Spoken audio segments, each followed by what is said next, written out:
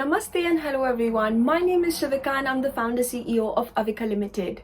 Through AVI, I help international students navigate life within the UK.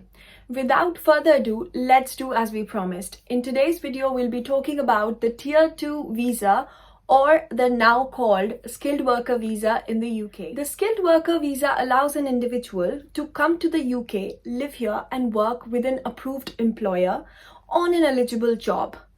Eligible job, approved employer, what do the two things mean? Before we get into the two things that I just mentioned, let's get into the eligibility criteria for getting a skilled worker visa. The most important or the most primary thing that you need before you apply for your visa has to be a certificate of sponsorship. Now, what does it mean? A certificate of sponsorship is basically an endorsement letter given to you by your employer.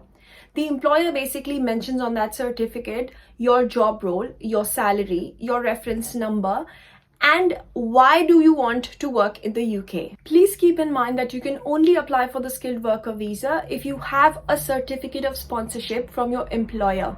The employer must hand you this before you make an application to the Home Office. So what did I mean when I said that you must have a certificate of sponsorship from an approved employer with an eligible job offer?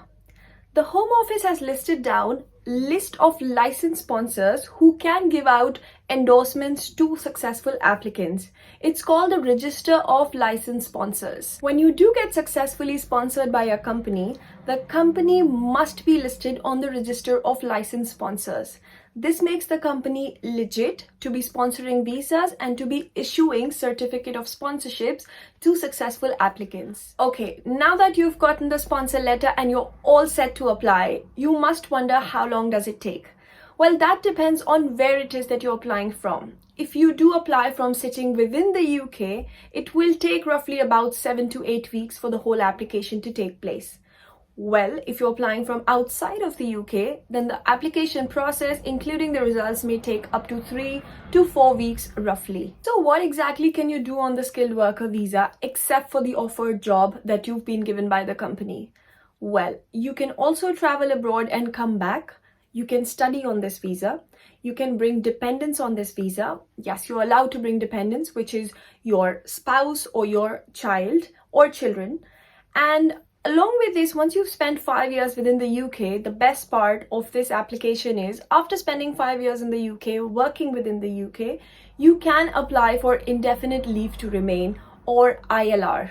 ILR or indefinite leave to remain basically means settlement in the UK. More on this in a different video because this is about the skilled worker visa. Keeping in mind that the UK is an English-speaking country, it's very important to have the successful application by passing an English language test. Now, how do you do that? If you are somebody who's graduated from one of the UK universities with a bachelor's or a master's, then you're good to go.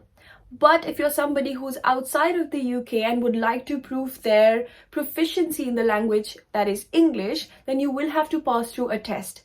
The Secure English Language Test or SELT is what you need to pass with. Okay, we're all set to apply for the skilled worker visa. What are the documents that we need? To start with, as I mentioned in the beginning of the video, you will need a certificate of sponsorship from your employer.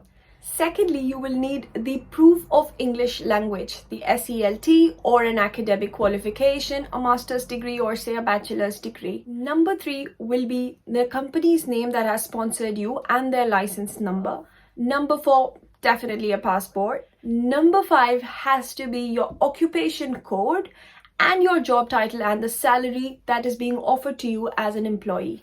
I hope you found this information helpful. I tried and kept it very short and very useful to the point.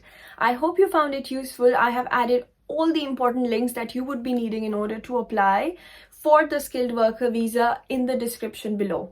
If you still have any doubts and if you think that there are questions on your mind regarding the skilled worker visa or what comes under it or what is an occupation code or what still is an eligible employer, please send your questions in the comments below and I will try and address all of them within the comments or with another video where I can address all your questions about Tier 2 or the skilled worker visa now. Thank you so much for your time and thank you for watching. I hope you found this video helpful. Please follow us on Instagram, which is AVIKA Limited, wherein we post so many videos about student life in the UK, helping them budget, new information about visas, events, and a lot more that goes around within the UK for students. Thank you and take good care of yourself.